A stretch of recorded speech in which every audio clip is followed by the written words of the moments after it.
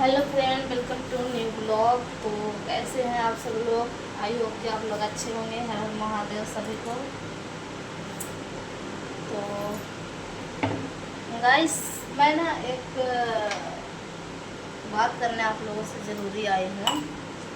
जैसे कि आप लोग जानते हैं कि हम दिल्ली में रहते हैं, तो कभी भी जैसे कि बहुत ज़्यादा लोग मतलब अब बहुत ऐसे तो गाँव को बहुत लोग कम प्रदेश में फैमिली के साथ आना पसंद करते हैं, लेकिन क्या करें, मजबूरी है। ऐसी मजबूरी है कि हमें प्रदेश में रहना पड़ता है गाइस। अगर मजबूरी ना होता तो क्या ही प्रदेश में रह के क्या ही करना था। मजबूरी क्या कुछ ना करना पड़े मजबूरी में। गाइस, मैं मजबूरी की वजह से रहती हूँ, क्योंकि अगर मैं मेरे 2-3 बेटी हैं, अगर मैं कमाऊँगी नहीं तो फिर कहाँ से शादी ब्याह करूँगी। गांव में तो आप जानते ही हो कि दहेज वगैरह बहुत ज़्यादा होती हैं, तो दहेज की वजह से परेशानी भी होती है बाद में।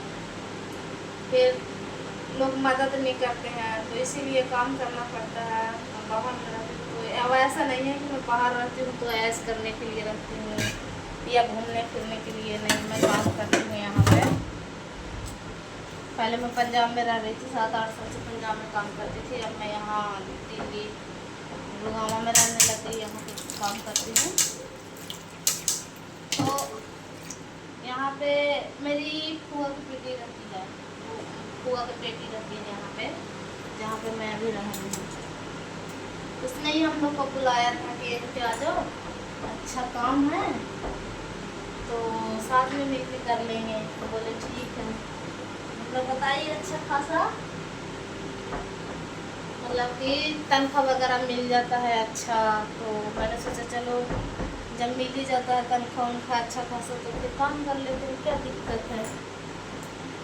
और फिर यहाँ पर मैं उसके कहने पे आ गई। उसके कहने पे आने के बाद मैं अपना बुआ के बेटी के चचेरी बहन के साथ आई थी,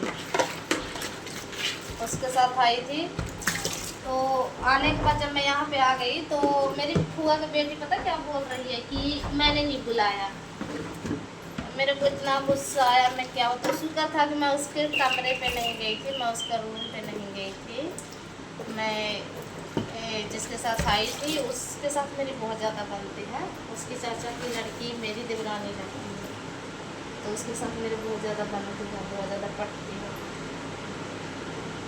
तो उसने बोला कि मर जाना। फिर मैं उसी के कमरे पे, शुक्र था कि मैं अपना घर से खर्चा लेके आई थी तो मेरे को दिक्कत नहीं हुआ। मैं उसके क्वार्टर में रह के मैं खुद खा रही थी, मेरे को इतना ज़्यादा चिंता नहीं हुआ कि क्या खाऊंगी या ये वो। मैं सारा चीज़ लेकर अपना आई थी सेफ्टी से, क्योंकि हमारे छोटे छोटे बच्चे हैं। मैं कहीं चलते हैं तो सेफ्टी से चलते हैं, खास करके सफर में। और मैं यहाँ पे 1 हफ्ते तक के दर की ठोकर खाई। 1 मिनट गाइस, कोई अलार्म बजा।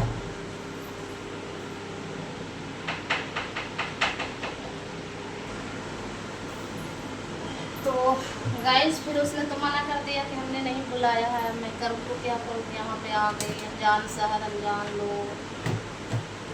फिर हमने यहाँ पे एक मालिक था, मेरे हस्बैंड है ना, वो काम बहुत ज़्यादा अच्छा करते हैं और काम करने में मतलब बहुत ज़्यादा एक्सपर्ट है। तो उस मालिक ने रख लिया इनको कि चलो तुझे घर पे क्या ही जाना, काम कर लो। फिर हम लोगों का रूम ही था, लेकिन हॉल जैसा था। मतलब कि ऐसा मान लीजिए ना रूम था ना हॉल था, कुछ अजीब गरीब था।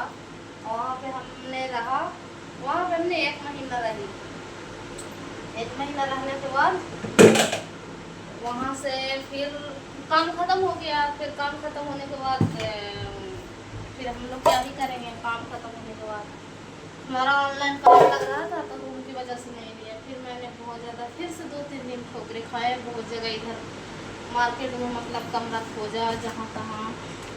और गाइस, मैं जहाँ पे रहती हूँ ना, वहाँ पे DLF बोलते हैं इसको, DLF है।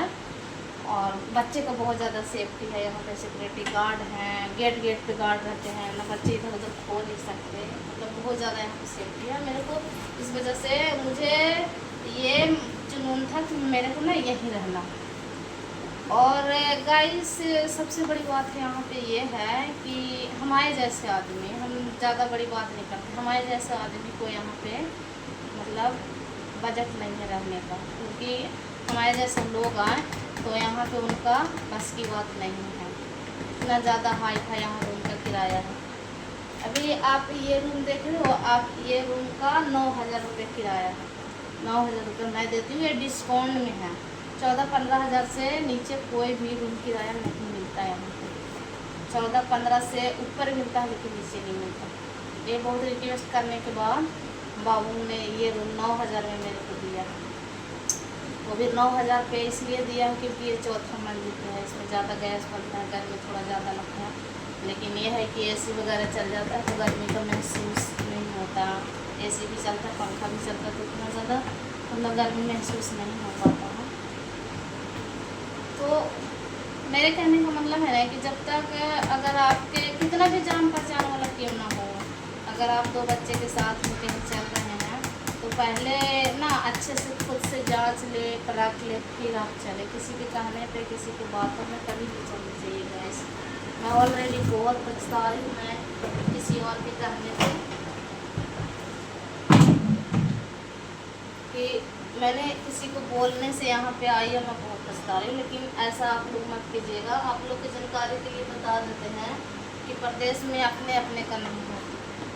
गांव में तो चलो आपको कोई रोटी के लिए भी पूछ लेगा, पानी के लिए। हमारे यहाँ तो कोई जाता था, चलो हम लोग पूछ लेते हैं, नहीं भाई एक दिन से खिलाने पिलाने में कुछ नहीं जाता, सब उनका दिया हुआ है। और यहाँ पे है कि परदेश होता है।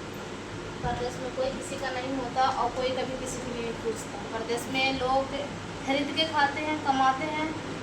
तो मतलब परदेश में रहने के बाद भूल जाते हैं कि हमारे रिश्तेदार। इतना इज्जत आपको गांव में मिलेगा उतना इज्जत आपको परदेश में नहीं मिलेगा। हाँ, आप 2 पैसे वाले हों तो आपको बहुत ज़्यादा इज्जत मिलेगा। आपके पास पैसे नहीं हैं, आपको कोई इज्जत नहीं करेगा।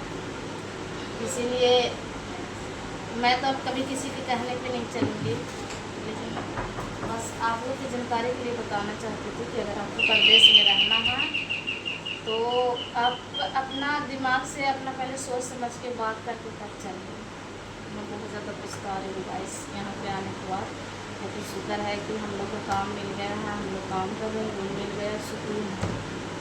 तो चलिए अब आज के लिए इतना ही, मिलते हैं नेक्स्ट वीडियो में। तब तक के लिए बाय बाय।